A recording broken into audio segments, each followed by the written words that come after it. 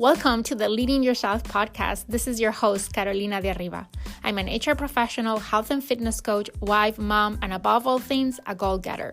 In this podcast, we're going to be digging into all things leadership, professional and career development, habits, and relationships. This is a podcast for those who want to become the best version of themselves. Those who have big dreams and are willing to embrace the journey and put in the work to achieve them. My goal is to share with you the tools, tips, and tricks to help you in your journey. So let's dig into today's episode. Hello, everyone. Welcome back to another episode of the Leading Your Career as part of Leading Yourself podcast. This week on Monday, I did an episode on what do you want to be when you grow up. This was a follow-up from our first Leading Your Career episode where we talked about 8 ways that you can start to take the driver's seat of your career. And let me say that as soon as I finished recording that podcast episode, and I don't know if this has happened to you anytime, I'm like, oh my God, I forgot to say this and that. And you feel like, okay, I need to go back and talk about all these things. This happens many times in day-to-day conversations where you're talking to someone, at least it happens to me, and we're having a conversation. I express my points of view, and like a few minutes after I left that conversation, I'm like, oh my God, I should have said this. I should have said that. I forgot to mention this thing. And this is what happens also on the podcast, especially when I'm just here improvising, which is how I typically do these podcast episodes lately. When I started the podcast, I remember I will like write everything down before. And now I just pick a topic and I sit in front of my mic and just start talking, which I love the fact that I can do that, and it shows me how much I've grown. But then things like this happen where I forget to mention certain things that I think were important to the conversation. So I thought I will do a second part of this conversation on how to gain clarity around your career goals, how to gain clarity around who you want to become and what do you want to do in the future when it comes to your career. And if you have not listened to the previous podcast episode 130, I really want to encourage to hit pause right now and go back and listen to that episode before you continue listening on this one, because this is basically a continuation of that conversation. This is basically me adding on a few things that I forgot to mention on that episode. So, just maybe as a way of summarizing, I shared on the last episode that when I started the podcast, my intention, my goal, my vision for the podcast was to talk about personal growth, leadership, and career development topics. And I've been very much heavily focused on the personal growth side of things. And I want to talk more about career development topics. It's something that I'm really passionate about, and it's an area where I get a ton of questions. So I thought I will start a mini section inside the Leading Yourself podcast where we focus on this. And let me tell you that they're not clear lines here, right? There is a lot of overlap between all these 3 areas. You can't grow your career unless you focus on your personal and your leadership development. You can't become a stronger leader unless you focus on your personal development and growth. So, personal development and personal growth is a foundation to grow as an individual, to grow as a leader, and to grow in your career. So we're going to be using a lot of the things that we talk about more on the personal growth area and apply it into the context of our career in this section of the podcast. On the very first episode that I recorded on leading your career, I talk about what does it mean, right? And for me, leading your career means that you design, you build, and you drive your career. And I talk a little bit more in detail in that episode. What does that mean? And I shared 8 tips on how to start taking that leadership role in owning your career. And the first thing we talked about is you need to gain clarity around what is that you want. What are your career goals? What do you want to be doing in 5, 10 years? Who do you want to become in this area of your life? And that's what we started to talk about on episode 130. And as I said, I miss a couple of things, so I want to make sure I add those in because I'm getting a lot of questions and I'm like, gosh, I was planning to talk about that. I should have talked about that. So here we go. Again, if you haven't listened to that episode, go listen to that episode before you jump into this one. But here are a few things that I did not mention that I think are important. And I think it can help you gain that clarity that you're looking for. So, what we said is your career, right? You, in order to own your career, to really lead your career, to design, build, and drive your career, you need to have clarity on what is your destination. And the destination can change, right? Because as we go in the journey of our career, we might take detours and we might figure out that that's not really what we wanted to go, but really where we want to go is somewhere different.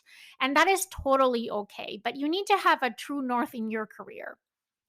And that's what we're talking about today. And then the other thing that you need is to know, where are you today? It's like when you're trying to use a GPS, right? You're not going to get to your destination unless you know what your destination is, and you also need to know what is your starting point. So then you can trace a route on how to get from where you are today to where you want to be in the future. And that's basically the same thing that we need in our personal life, in any area of our life, and of course, in our career. So today we're talking about the destination. And one thing that I think it can be very helpful, because what I found over the years working in HR is a lot of people go into this career conversations and they're jumping into solution mode, right? Has that happened to you before, that you are trying to solve a problem? Not that your career is a problem, but you're trying to solve a problem, a challenge, and you automatically jump to solution mode. The same happens with our career. We jump quickly into measures, into things that we want to do before we know where are we going. And knowing where we're going is so important, so we can be intentional about the steps that we take to get there, the things that we get exposure to. Because here's the thing, time is a limited resource. And you probably, like many people right now, probably feel overwhelmed even with where you are today. I'm hearing this more and more frequently from people. There is a lot of burnout, there is a lot of overwhelmness, because we live truly in a VUCA world. I mean, since the pandemic started, even before, but the pandemic really aggravated that. And depending on what industry you are, I think all industries are impacted by all the challenges that are going on inside the companies and outside in the market, in the industry. So a lot of people is overwhelmed and thinking about additional things to add to your to-do list can be daunting. So if you're going to add anything to your to-do list, you want to be intentional about what you're adding, so it's adding the most value to your own career development. And the only way to do that is to gain clarity on what your destination is. So I know a lot of people might be sitting down and saying, this makes sense, but how do I gain that clarity? So in the previous podcast episode, I share some tips. I'm going to share a few more. So one thing that you can do is to explore. I love to explore. I like to say to people, go find a hobby inside your job. So you probably have hobbies outside of work, right? You have, maybe there are things that you like that you do on the weekends, things that you're passionate about that you do after work. Maybe you're coaching a sports team for your kids. Maybe you're recording a podcast. Maybe you like to work out, maybe you like photography, whatever those are, right? You probably have some hobbies outside of work. If you don't, please find some. We need to have some balance in our lives, and I think having hobbies is a integral part of that can bring that balance, and it can bring um just an outlet to let go of stress and enjoy things that we love. But I like to translate that concept into work. Finding hobbies at work means, what are things outside of your job description, outside of what you do on a daily basis, that you can do for fun inside of work? And for fun, I mean still work, right? But things that you want to explore so you can decide whether you like those things or you don't. So, um, a lot of companies have ways that you can participate in projects in a different functional area, in a different area of the business from where you're working. So, if you work in a corporate job, look for opportunities to join a project outside of your area of responsibility. And when you're picking those projects, try to find things that you really think you would like, but you're not sure. We all have this feeling of, oh, what John does sounds really interesting. I think I want to do that, right? And then you move to John's job and you hate it. So, finding these hobbies at work, finding things that you can do, that you can engage while you're doing your current job, that can give you that kind of view of other areas of the company, of other roles, of other functions, it's great. So, projects are one thing. Network groups can be another. Some companies call it employee resource group or business resource groups or employee resource networks. Typically, these team in the area of diversity, equity, and inclusion. Those are great for networking, but they're also great to learn about what other people do in the organization. How about asking someone to shadow them for a day?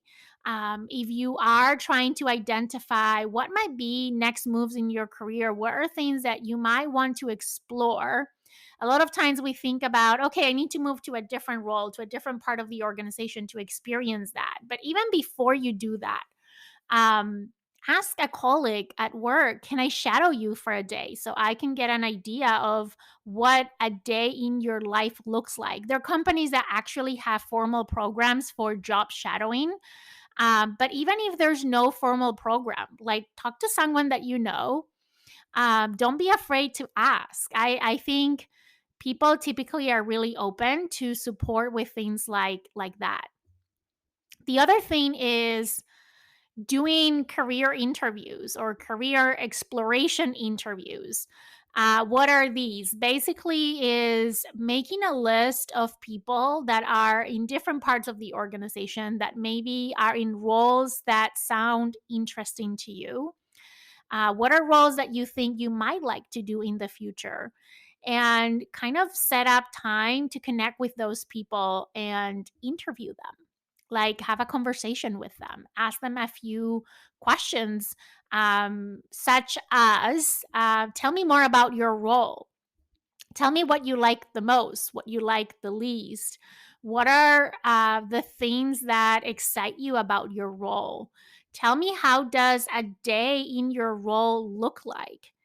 Where are you spending your time? What are the types of activities that you do? What are the people that you're interacting with? Is it a very internally focused role, or is it more externally focused? What are the tools that you're working with? What are the types of projects that you get to work on?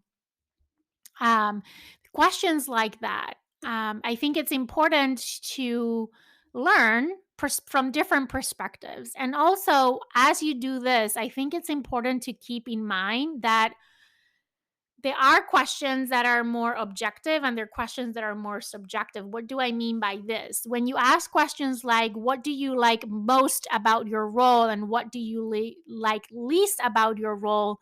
That is very subjective. And for someone might be something that they like, for someone else doing the exact same role might be the thing that they hate the most about their job.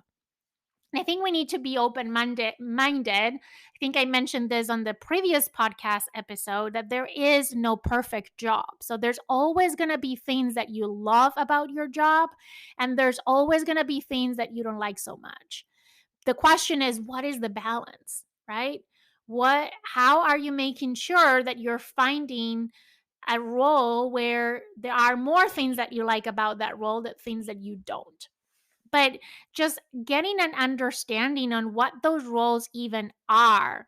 A lot of times, I think we create this view of what someone does or what a role does in the organization. And when we actually get the chance to be in that role or look at it more in detail, is not what we thought it was. So, having this exploration experiences, exploration conversations can be really helpful in helping you understand what you might like and what you might not, and give you ideas on what types of roles might be things that you want to do in the future and what are things that you want to stay away from, without making assumptions just because is sales is going to be such and such, or just because is HR you're dealing with such and such, right? We make a lot of assumptions in our heads. Let's get a little bit deeper below the surface. Let's of that those assumptions that we make by talking to people, by shadowing, by getting involved in projects or groups inside the organization. And even outside of the organization, maybe you have friends that work in different companies, and just exploring how what they do is different than what you do. How maybe they're doing similar roles as you do, but in other companies, completely different. Or you have friends that outside of work that work for a different company that are in a different type of role or in a different industry. And talking to those people about what is like to be in that industry, what is like to work in that space, what is like to work with those types of customers, what is like to work in a public versus private company, or vice versa, a small versus a big company, a tech company versus a retail company. I don't know. You get the point. So, that is another thing that you can do as you are exploring and reflecting on what is that you want to do when you grow up. And when I ask this question, I want to reinforce that this question applies to anyone, regardless at what point or stage of your career you are, right? There might be people that are towards the end of their career. That question's still valid, right? What is that you want to do when you grow up? There's always gonna be that time where we are older than we are today, where we're more experienced than we are today. So it doesn't matter if you're looking at the next 20 years of your career, the next 30 years of your career, or the next 3 years in your career. Um, so I want to make sure I reinforce that, because a lot of times when I share this question, people immediately said, "Oh, that question is not for me. I already grow up." Like, that question you should have asked me when I was 20, when I was graduating from college. No, that question applies to everyone. And actually is a question that we all need to ask ourselves on a regular basis, because our preferences might change. As we go through life, our priorities change. As we go through different experiences, our perception of what we want and what we don't want change. The other thing I would say, if you're stuck and you really cannot come up with what is that you want, maybe you can start with what is that you don't want. So start by making a list of the things that you don't like to do. the type of jobs, the type of roles, the types of activities or projects that you don't have an interest on, right? Like for me, um working in Excel spreadsheets all day with data, it's nothing that I'm interested on. I can deal with data. I love data, but I like more the analysis of the data than the manipulation of the data, right? I can do that um, for a short period of time, but if that is what I do all day long, I will be so frustrated, right? So that's something that goes on my list. Um, so make a list of the things that you don't like, and then find what would be the opposite of what you don't like, or try to reframe those things that you don't like into what you might like in using that like an elimination strategy, right? If I don't like this, then I might like the opposite. So that's another approach you can take to get to what is that you want in your career. The other thing that I would suggest in the space of gaining clarity about your career is, I want to reinforce this. I mentioned it on the previous episode, is how does all of that fit with the lifestyle that you want? I think a lot of times we look at our career and we put our blinders, right? And we're only looking at our career and we're not looking at how our career fits in the rest of our lives. And yes, we spend more time at work that we spend in any other area of our lives, but we should not live to work, right? We I think we should find what we're passionate about. And I always say that you need to follow your passions. You need to do things that excite you. I think that we spend so much time at work that we should all wake up in the morning excited to go to work, like finding fulfillment in what we do. But it shouldn't, our lives should not revolve around our careers. And I think a lot of times, especially at certain stages in our career, a lot of people fall into this trap. And then as time goes by, they look back and they regret. There is more people that regret making their life revolve around their career than the opposite. So I always encourage people to think about, as you build your vision for your career, as you look at the things that you want to do and the things that you want to achieve, and the type of professional that you want to become, or the type of leader that you want to become, think about how that fits in your overall life, in your overall lifestyle. Is very, very important, because the only way that you're gonna find fulfillment in your career is if you feel that your career is in sync, in harmony with your life. And know that I didn't say in balance, because I'm very careful about using the word work life balance, because it's a term that I don't believe in. And that's a topic for another podcast episode. Actually, I think was one of the very first episodes that I did of the podcast. Maybe it was episode 2 or 3. I talked about my definition of work life balance. I really recommend you go back and listen to that podcast episode if that is a topic that you're interested in. Just disclaimer, it was the very beginning when I started the podcast. So I was not as confident in recording these. I remember that probably was one that I scripted and read. But I guarantee you that the content is there. And I think you're going to find that really, really helpful. And I'm sure this topic will come up again, because when I recorded that podcast was pre-pandemic. And I think my own views of work-life balance have shifted as a result of all the experiences that we've been through in the last couple of years. And not only my perceptions about work life balance, but about career. I personally had to reevaluate my career goals, my vision for my career. I had to ask myself all these questions once again because my life has changed. My perception of life as it is has changed. And as a result, how my career fits into my life and my life into my career has also shifted. The things that I'm interested in and how I want to engage in certain things have changed. So, if you're listening to this episode, first of all, if you've got this far along in the episode, probably is a topic that is in the back of your mind.